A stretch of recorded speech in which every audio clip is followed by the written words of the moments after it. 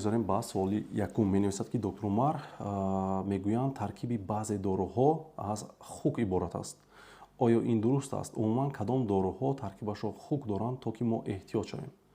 хуб, саволи бениҳоят хуб, дӯстони азиз. бале, баъзе ҳамон ширкатҳое ки дору мефурӯшанд, дору мебароранд аниқтараш, худашон навистагӣ ҳастанд дар ҳамон инструксияи дору ки таркиби доруи онҳо аз ягон қисми хук иборат аст. Масалан, доруи церебролизин аз мағзи сари хук тайёр мешавад ва барои табобати системаи асаб истифода бурда мешавад. Вале то кадом дараҷа ин дору яъне таъсири хуб дорад ё ин ки надорад, ин аниқ маълум шудагӣ аст, яъне таҳқиқотҳо бисёр гузарондагӣ ҳастанд, ягон фоидаи он исбот шудагӣ нест. Яъне дар давлатҳои хориҷа мисли Аврупо ва Амрико ин доруҳо истифода намешаванд, мисли церебролизин. Вале дар давлатҳои собиқ Иттиҳоди Шӯравӣ ин дору мутаассифона то ҳанӯз бисёр истифода мешавад.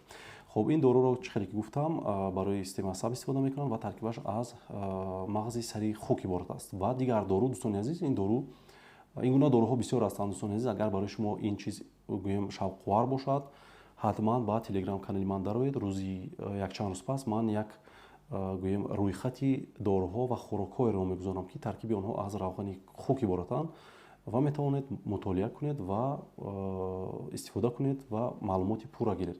дуюм доруе ки ман мехостам дар инҷо яъне қайд кунам, ин доруи мезим аст.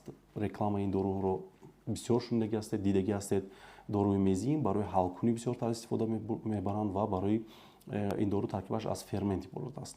Ва бояд гуфт ки ширкат худаш метавонед хонед, навистагӣ аст ки ин дору аз ғадуди зери меъдаи хук тайёр карда мешавад. Яъне панкреатине ки дар таркиби ҳамин мезим аст, аз ҳамин қисми хук гирифта мешавад. ва дигар доруе ки мехостам оиди он суҳбат кунем, ин доруи тималин аст. доруи тималин ин дору барои иммунитет аст ва аз тимуси хук истифода бурда мешавад. Яъне як узве аст, вилочковая железа мегӯянд ба забони русӣ, тимус ба забони лотинӣ, ва аз ҳамин хук онро гирифта, яъне ҳамин доруи тималинро тайёр мекунанд ки барои иммунитет истифода мешавад. ва ин дору мутаассифона ягон истифодаи он, яъне фоидаи он ягон асоси илмӣ надорад ва яъне ки исбот шудагӣ нест. хуб, ин гуна доруҳо, дӯстони азиз, ва ин гуна баъзе хӯрокҳо ҳам ҳастанд, дӯстони азиз, ки таркибашон аз хук иборат аст, равғани хук, ва баъзе доруҳо ҳастанд ки яъне сохти онҳо, капсулаи онҳо аз желатин иборат аст. яке аз маҳсулотҳои машҳуре ки дар соҳаи тиб, махсусан дар соҳаи фарматсевтика, дорусозӣ бисёртар истифода мешавад, ин маҳсулот ном дорад желатин. Желатинро, дӯстони азиз, ширкатҳои дорусозӣ барои сохтани капсулаҳо, барои дохили он ворид кардани доруҳо истифода мекунанд, яъне месозанд. желатин ин маҳсулоте ҳаст ки аз хук мегиранд, махсусан аз пӯст ва устухони он, ва инчунин аз чорвои калони шохдор.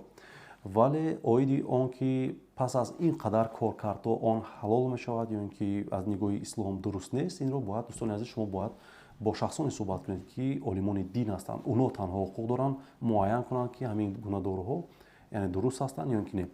вале бояд гуфт ки баъзе ширкатҳое ҳастанд ки ҳамон капсулаҳоро аз растаниҳо тайёр мекунанд. албатта дар ин ҷо ягон шубҳа нест, метавонед ба ҳазур истифода кунед. ва инчунин желатинро, дӯстони азиз, дар баъзе хӯрокҳо низ бениҳоят зиёд истифода мекунанд, ба хотире ки ба баъзе хӯрокҳо ин консистенсия ва форма медиҳад, яъне шакл медиҳад. хуб, яке аз биодобавкае ки зиёд маъмул аст ва 100% аз хук яъне тайёр мешавад, желатин дорад. ин добавкаи аниқтараш Е441 аст. агар шумо дар таркиби ягон хӯрокҳо дидед ҳамин чизро, донед ки ҳамин чиз желатине аст ки аз хук истифода мешавад. барои оное ки мехоҳанд донанд ки кадом хӯрокҳо, кадом доруҳо таркибашон аз желатин ва хӯрокҳое ки таркибашон яъне хук дорад, аниқ маълум аст, ва инчунин доруҳое ки таркибашон аз хук иборат аст. агар хоҳед маълумот гиред, ба телеграми ман дароед. ман насиб бошад як рӯйхате мекунам, мегузорам, ва интихоб, дӯстони азиз, ҳамавақт бояд дар дасти шумо бошад.